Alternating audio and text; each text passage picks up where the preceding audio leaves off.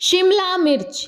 मीनू ने कभी सोचा भी नहीं था कि अपने स्कूल और कॉलेज में जितनी तारीफ़ें वो बटोरती है वो आज मिली तारीफ़ के आगे फीकी पड़ जाएगी।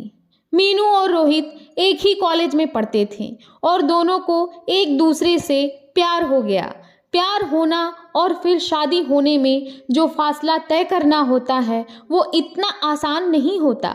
समाज और परिवार से लड़कर जो जीत जाता है वही यह फासला तय कर पाता है। रोहित एक बहुत अच्छे परिवार से था और मीनू एक गरीब परिवार से थी। मीनू की माँ को सब पता था उन दोनों के बारे में, लेकिन मीनू का भाई शादी के लिए बिल्कुल तैयार नहीं था। रोहित के अमीर होने वाली बात सोचते ही मीनू का भाई डर जाता था, क्योंकि उसने आसपास गरीब लड़कियों के घर उजड़ते हुए देखे थे। एक दिन ऐसा आया कि मीनू का भाई शादी के लिए तैयार हो गया, क्योंकि वो अपनी बहन के प्यार के खातिर और रोहित के अच्छे व्यवहार को देखते हुए उनके प्यार के आगे झुक गया। शादी हो गई, लेकिन मीनू की सास शुरू से ही उससे खुश नहीं थी। मीनू सिर्फ रोहित की पसंद बनकर रह गई। घर में उसे कोई पसंद नहीं करता था। घर के काम बहुत अच्छे से करने के बावजूद मीनू कभी भी अपनी सास को संतुष्ट नहीं कर पाई। मीनू का एक बेटा हुआ और उस दिन पहली बार मीनू को लगा शायद उसकी सासू माँ अब खुश हैं। घर में सब उस नन्ही जान के आसपास घूमते रहते, क्योंकि कहते हैं ना, मूलधन से ब्याज प्यारा होता है। मीनू ने अपनी नौकरी दोबारा से ज्वाइन कर ली और वो घर का काम और ऑफिस का काम बखूबी संभालने लगी। वक्त बीतता गया और उसके देवर की शादी का वक्त आ गया। मीनू ने शुरू से ही अपनी देवरानी को वही अपनापन दिखाया जो वो अपने बाकी ससुराल वालों के साथ रखती थी। धीरे धीरे मीनू ने महसूस किया कि सासू माँ सिर्फ छोटी बहू को ही सम्मान और प्यार देती थी, पर मीनू ने इन सब घरेलू चीज़ों से खुद को दूर रखने की बहुत कोशिश की। मीनू जानती थी कि इसके पीछे की वजह देवरानी का अमीर घर से होना था, लेकिन उसने कभी भी अपने व्यवहार में अपना दर्द झलकने नहीं दी।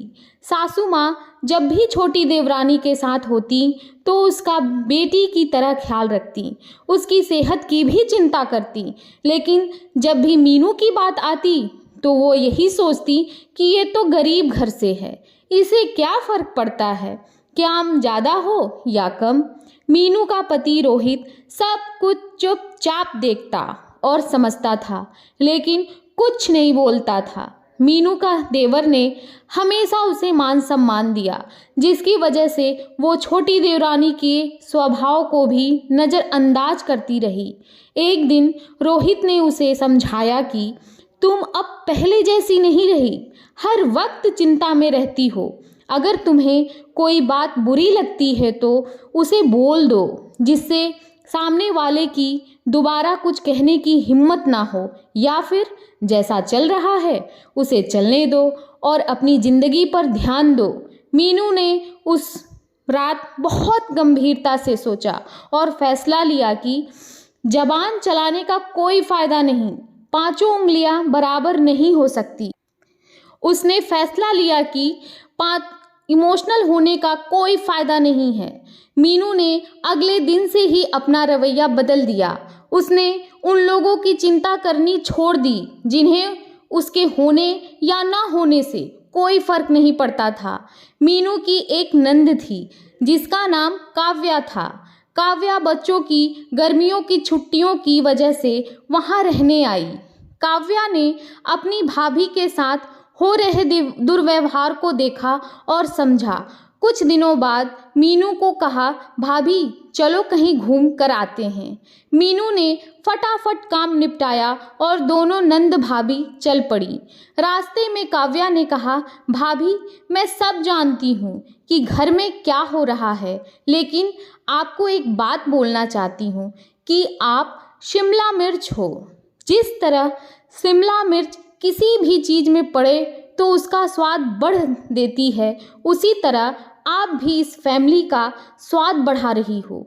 आपकी कद्र चाहे किसी को हो या ना हो, पर मेरे दिल में आपके लिए हमेशा के लिए इज्जत और बढ़ गई है। आपको मेरी कहानी अच्छी लगी तो लाइक और शेयर करें। चैनल को अभी तक सब्सक्राइब नहीं किया है तो सब्सक्राइब कर लें।